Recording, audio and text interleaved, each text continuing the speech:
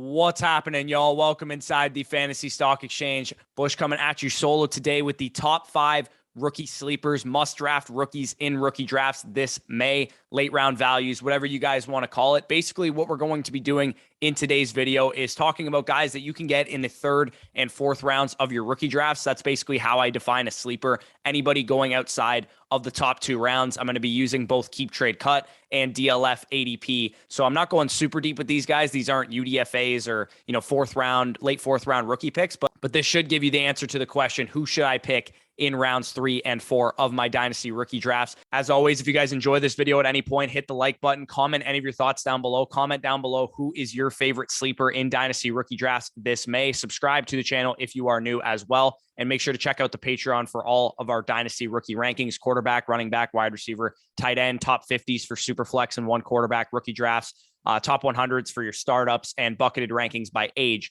so that you guys are best informed this Dynasty season. Now let's hit the intro.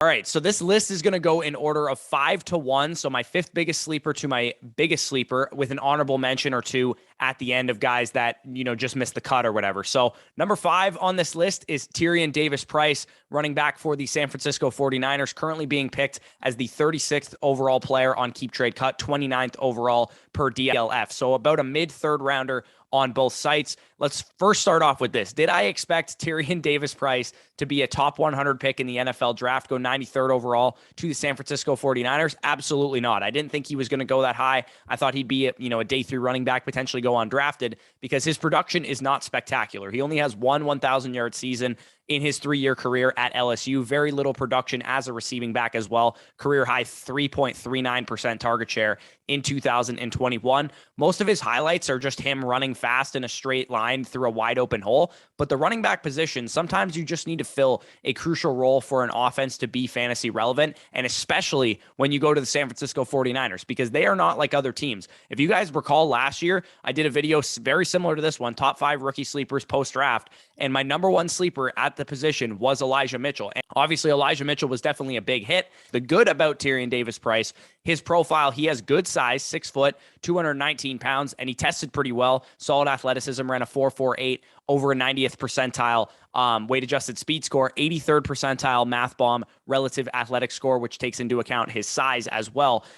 So that's all well and good for Ty Davis Price. The other thing for Ty Davis Price that he has going for him is being the 93rd overall pick in the NFL draft to a backfield that is notorious for using multiple backs. And I will repeat the exact same thing that I said last year. Kyle Shanahan does not care where you were drafted. He doesn't care where you came from. If he has a role in mind for you, he is going to give you playing time. And I think that TDP and Elijah Mitchell will be the new 1-2 punch in San Francisco, with Trey Sermon kind of disappointing last year. The role that Jeff Wilson and Tevin Coleman leave behind is what I think Tyrion Davis Price is going to have. And then Elijah Mitchell is going to be the new Raheem Mostert. So that's kind of how I think this backfield is going to shake out. With Elijah Mitchell's history of injuries, he had an operation this offseason, and just the fact that he's a running back in general, TDP should have some standalone weeks and, of course, some great value if Elijah Mitchell were to get hurt and miss some time. I think he's also a perfect best ball pick and has some great value in there. So if you guys want to play some best ball, obviously go to underdogfantasy.com, official show sponsor, using promo code FSE. You'll get 100% match back on whatever you put in. And you'll also get our Dynasty Rankings Manifesto as a free gift for doing that. So my number 5 overall sleeper, Tyrion Davis Price, running back for the San Francisco 49ers, a guy that I am snagging in a lot of my 3rd round rookie drafts, about the mid-3rd round or so. So another guy that got drafted a little bit higher than we expected was Tyquan Thornton, wide receiver of the Baylor Bears, now of the New England Patriots. 33rd overall pick off the board, according to Keep Trade Cut and DLF. So a mid to late 3rd rounder as it currently stands. And similar to Ty Davis Price, like I said, did I think that Tyquan Thornton was going to be a top 50 pick in the NFL draft? This guy went off the board in the mid 2nd round. Hell no. I didn't think he was going to go that high at all. I think there is some good with Thornton, because the obvious reason why he got drafted high is because he's a good athlete. He ran a 4.28 at the combine, en route to a 98th percentile math bomb score of relative athleticism. But I think the good that you can take away from his profile is that he did show an ability to command targets in his final season, commanding a 28% target share in his senior season at Baylor. The sketchy thing about Tyquan Thornton, though, is that he was only productive really his final season, but he did eclipse a 20% dominator rating, good for a breakout age as a true sophomore. So overall, not the greatest profile in the world. Like I said, he was probably drafted highly due to the fact that he ran fast and that he tested well. He's got a similar frame to Jameson Williams, 6'2", 180 pounds, which is a pretty odd build for a speed wide receiver. But a guy like Robbie Anderson is, I think, a good player profile or comp for a guy like Tyquan Thornton. And then there's the landing spot. The New England Patriots don't have a lot at wide receiver, and the guys that they do have are guys like Jacoby Myers and Kendrick Bourne and the tight ends and the running backs, which most of those guys are going to be targeted short to intermediate areas of the field. They don't really have a guy that can stretch the field deep. Nelson Aguilar was the only that guy last year, but I think Tyquan Thornton can fill that role for Mac Jones, who, by the way, was a very good deep passer in college, but struggled as a rookie without a consistent guy to go to. So I think the ideal situation, the ideal scenario would have been the Patriots getting Jameson Williams in the first round, which I talked about as a very good fit, but I guess they settled on Tyquan Thornton in round 2. Probably reached on him a little bit, but who knows? Maybe the NFL was very high on him due to the fact that he ran fast at the combine, which is usually not very good process. Am I super high on Tyquan Thornton? Am I, snatching him in all of my rookie drafts? Not necessarily, but a top 50 pick means a lot at wide receiver. And he does have some redeeming qualities, like I said, heading to a wide open wide receiver core in the New England Patriots offense with a mid to late third round pick in rookie drafts. When I'm deciding between him, who got top 50 draft capital, versus, a fourth, fifth round running back, or, a fourth round tight end, or a quarterback like Sam Howell, who went in the 5th round, give me Tyquan Thornton all day, because this guy at least went in the 2nd round, which should mean that he's going to get opportunities to get on the field. Number 3 is at the tight end position. Greg Dulcich, tight end for the Denver Broncos, 39th overall player, according to Keep Trade Cut, 41st per DLF. So a guy that is going off the board early to mid 4th round. Now, at this point, I think everybody knows that Trey McBride should be the tight end 1 off the board in your rookie drafts, but I think many people are going to take other tight ends before they take Greg Dulcich, and I think that's a mistake. Jelani Woods is a guy that consistently goes off the board as the 2nd tight end, maybe, Jeremy Ruckert or, Cade Otton or, any of the other tight ends go off the board before Greg Dulcich. And I say why? Because the Broncos selected Greg Dulcich in the mid 3rd round. So he gets good draft capital, top 100 pick, and his profile is much better than a guy like Jelani Woods. Unlike Jelani Woods, Dulcich was productive for multiple years in college. He commanded a 20% target share as a true junior and a 16.5% target share this past year as a senior, and was pretty productive, over 500 receiving yards in both of the last 2 seasons. And Greg Dulcich, while he didn't test like an athletic freak like Jelani Woods, still had an 82nd percentile relative athletic score, which is still great, running sub 4.7, 4.69 at the combine, good agilities, good explosiveness drills, etc. He's a bit undersized at 6'4", 243 pounds. Typically, we like to see tight ends be about 6'5", 250 or bigger. But many film guys like Daniel Jeremiah of NFL Network actually had Greg Dulcich as the number 1 tight end in this class, even over a guy like Trey McBride. So this is a guy that I think going to Denver as a 3rd round pick, Albert O is definitely the main tight end there. And he's the new guy there now with Noah Fant traded to the Seattle Seahawks in the Russell Wilson trade. But Albert Okwuegbunam is a free agent in 2 years, which is typically the timeline that it takes rookie tight ends to develop in general. So Greg Dulcich, probably a lot more of a long-term pick, which is why he's going in the early 4th round relative to some of the other guys that I'm going to talk about on this list. But I think if you got, Darren Waller as your main tight end, or Travis Kelce as your main tight end, or you're just a rebuilding team in general, and you have a number of draft picks, take a shot on Greg Dulcich. He could definitely develop into, Cole Kmet, Irv Smith type of value this time next year, and maybe even more than that if he proves something as a rookie. And with injury to Albert O, he has a great opportunity to get on the field in a great offense led by Russell Wilson. So Greg Dulcich, a guy that I really like as an early 4th round pick. If you guys are, running out of players to pick in that area of the draft, I think at least picking a good player attached to a good offense, maybe a little bit more of a long-term play, but a guy that I'm willing to invest in at that point in the draft. Now, these top 2 guys are a little bit more, my guy type of flag plants. I feel a lot more comfortable in these guys than I do in the other 3 that I've talked about so far. Number 2 sleeper in rookie drafts this offseason is Khalil Shakir, wide receiver from the Buffalo Bills, 35th overall player, according to Keep Trade Cut, 32nd overall player, according to DLF. So a guy that is going about the mid to late 3rd round of rookie drafts, maybe a little bit earlier than that, depending on your league. I've already drafted Khalil Shakir twice in rookie drafts, and I was kind of lukewarm, like I said, on the first three guys as prospects, but these next two guys I really did like as prospects. With Khalil Shakir, you have a guy that was productive for multiple years in college with a history of commanding targets at a high level. 3 straight seasons of above a 20% target share, 20.86% as a sophomore, 36% as a junior, 28.9% as a senior this past year. Breakout age of 19.6 as a true sophomore in the 74th percentile. College target share of 32.2%, 95th percentile. College dominator of 40.8%, 84th percentile. So this is a guy that has a pretty ironclad analytics profile, ran a 4.43 at the combine with good burst and good athleticism to boot. I'm shocked that this guy didn't get drafted in round 2 or round 3, especially considering guys like Tyquan Thornton and Velus Jones got drafted on day 2. According to Matt Harmon's reception perception, Khalil Shakir ranked in the 68th percentile in success rate versus man coverage, 76th percentile in success rate versus zone coverage, and a whopping 85.7% win rate against press coverage, which actually was the best in the class this year in the 98th percentile and ranked better than anybody in last year's class also. So this dude can actually win on his routes, which is really all that you can ask for out of a wide receiver. Unfortunately, he fell to round 5 of the NFL draft, but he fortunately lands with the Buffalo Bills, who are in need of a slot receiver, which is primarily the role that Khalil Shakir played in college. They signed journeyman Jamison Crowder to fill their slot role after they jettisoned, Cole Beasley, who's a big time political headache for them. But Khalil Shakir can definitely develop into a trusty target for Josh Allen over the middle of the field. We all know that Jamison Crowder has a history of injuries as well. So maybe we see, Khalil Shakir struggle to get on the field early on in the NFL season. They favor a guy like Jamison Crowder because he's a veteran.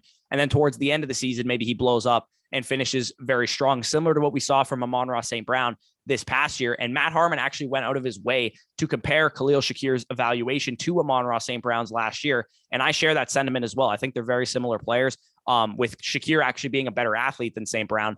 But St. Brown obviously going to a bigger school and he was an early declare. So those are the kind of differences between those two guys. But I really, really like Shakir as a mid 3rd round pick, especially if you're a rebuilding team. I think this guy could be a big time riser this time next year, coming off of his rookie season, because he plays in a great offense. Obviously, outside of Stephon Diggs, we know that Gabriel Davis, while he's ascending, hasn't really commanded a huge target share in the world. And we know that Cole Beasley was a highly targeted guy as their slot receiver there. So if Shakir can, edge out Jamison Crowder, or if Jamison Crowder gets hurt or whatever, I think that Shakir can be very productive for this Bills offense long-term. My number 1 sleeper in this draft class, this will be absolutely zero shock to any of you guys that followed along throughout the process, is Tyler Allgeier, formerly of BYU, now of the Atlanta Falcons. 27th overall player per keep trade cut, 28th overall player per DLF. This is about an early 3rd round pick. So again, this is not a deep name by any means. I'm sure you guys know who Tyler Allgeier is. He's an early 3rd rounder, but I have him ranked as a top 18 guy. So this is a pretty big discrepancy in my own personal rankings versus where he's actually currently being picked, which is why he's like my number 1 sleeper. Skill set wise, what you want to look for in late round running backs, which would have led you to Elijah Mitchell last year and led you to James Robinson 2 years ago, is guys that have size and a 3-down skill set. They might not be the most flashy athletes in the world, whatever, but they have a 3-down skill set and they have the size. Well, Tyler Allgeier, 5'10", 224 pounds, is built like an absolute tone setter. Former linebacker with a 3-down skill set. My comp for him actually was James Robinson when I watched his film. Highest broken tackle rate in the class of any running back who got drafted. The only guys that had higher broken tackle rates were Max Borghi and Kennedy Brooks, who both went undrafted. College target share of 10%, which ranked 6th in the class in the 77th percentile. So he can contribute as a receiver. Very impressive for a big back, and also very elusive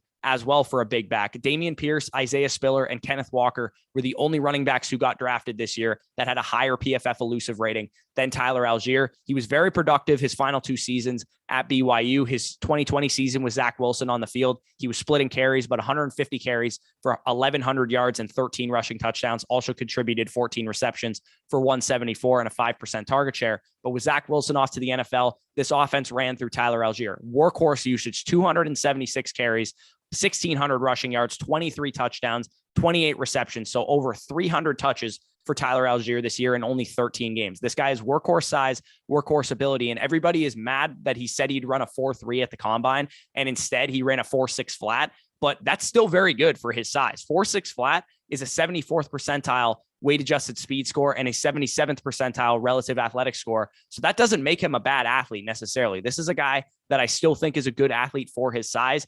like you guys can see there.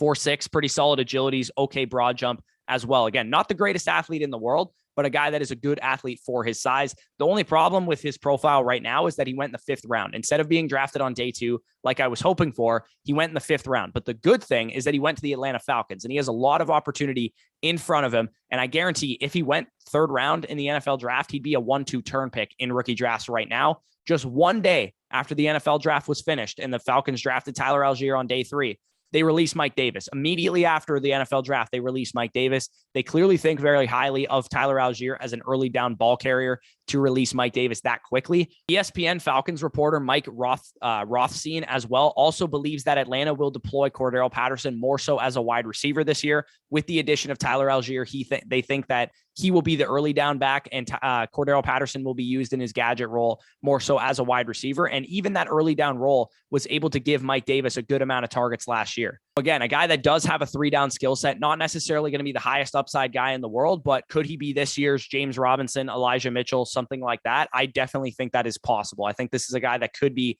very, very productive even as early as his rookie season. Am I going to be holding on to him long term if he does end up doing that his rookie year? Probably not. I'm probably going to flip him because he was a 5th round pick. But this year, if you're a contender, I think that Tyler Allgeier can contribute to a contending roster. And even if you're a rebuilder, I think this is a guy that's going to accumulate some value over the course of his rookie season. You might be able to flip him mid-season for a mid-second round, early second round 2023 draft pick, which you can use to further your rebuild. So those are my top 5 sleepers in rookie drafts this offseason. Let me know, like I said, what you guys think. I have 2 more honorable mentions, but I've talked about these guys a ton, so I don't want to take up too much time talking about them. Justin Ross, wide receiver now for the Kansas City Chiefs, and Sam Howell, quarterback for the Washington Commanders. Justin Ross went undrafted, so I don't want to go crazy and say that I'm going to take him in the 3rd round of a rookie draft over most of the guys that I've talked about in this video. And if you guys want more information on Justin Ross and why he's so underrated and why he went undrafted, I talked about him in the most underrated prospects video a couple of weeks ago. But him going to Kansas City, I mean, it's a wide open wide receiver core long-term. Outside of Marquez Valdez-Scantling and Sky Moore, there's really nobody that's attached to that team long-term. Juju on a 1-year deal, McCole Hardman off of his rookie contract after this year. So Justin Ross does have a chance to stick with that team. Maybe he goes to a different team after training camp or something like that. But I thought he was a 3rd or 4th round talent in the NFL draft, and he only fell due to medical concerns. So he's a guy that I'm comfortable taking with like my last pick, 4th round, late 4th round, whatever the case is. I'm okay taking Justin Ross there. And then Sam Howell, of course, you guys have heard my thoughts on. If you haven't, go check out his tail of the tape. He was my QB1 pre-draft, but now obviously falling to the 5th round, he is no longer my QB1. The glimmer of hope is that Carson Wentz isn't very good. Howell has a chance to come in and prove himself in practice, and maybe he can get an opportunity at some point in the next few years to get on the field. Howell can run. He's got a big arm, and that's been a good combo in previous years for fantasy quarterbacks. So hopefully this helped you guys out to figure out who to grab at the end of your rookie drafts. Like I said, all these guys are considered sleepers to me because they are going in rounds 3 and 4 of rookie drafts. Comment down below your favorite sleeper, the guy that you're snagging at the end of all your rookie drafts. And while you're down there, hit the like button, subscribe to the channel if you are new. We appreciate all of the support that you guys have given us this draft season. Check out the Patreon as well if you're interested in all of our, Dynasty and rookie content, first dibs on Dynasty decisions, etc. We're going to have a number of 2023 related draft class databases coming to you pretty soon as well. And like I said, check out the show sponsor, underdogfantasy.com, using the promo code FSE at sign up and first deposit. You'll get 100% match back on whatever you put in. And you'll also get our Dynasty Rankings Manifesto for free as a thank you for using that. So you'll also get that to prepare yourself for your rookie drafts and follow along with our rankings as well. So with that being said, guys, peace out, and I'll talk to you soon.